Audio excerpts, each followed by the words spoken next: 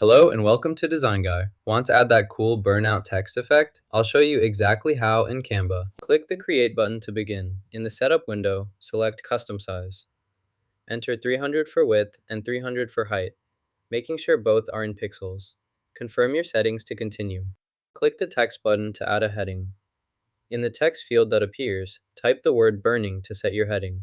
This will create your title. Change the font size to 210 and set the font color to black to create a bold text box. Next, we'll add a burning effect to the text. Select the text box and then type the word burning. Make sure the text is centered and clearly visible. Once the word is entered, we'll apply the burning animation effect in the next step to enhance the overall design. Type paper burning into the search bar at the top of the screen. Make sure to use the correct spelling for accurate results.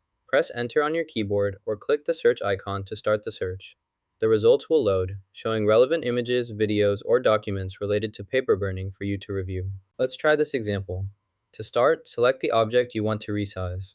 Position your cursor over one of the corner handles until it changes to a resize icon. Click and drag the handle outward to increase the size of the object. Adjust it just enough so it fully covers the underlying text. Release the mouse button to set the new size. Double check that all the text is now completely covered by the enlarged object. If needed, repeat the resize process until everything is properly covered. This way, you ensure the object effectively hides the text underneath. Next, let's edit the background color. Select the background, then choose a new color from the color picker to match your preferred style. You can experiment with different shades until you find the one you like best. After adjusting the background color, preview your changes to ensure everything looks correct. If you're satisfied with the design, it's time to export your project.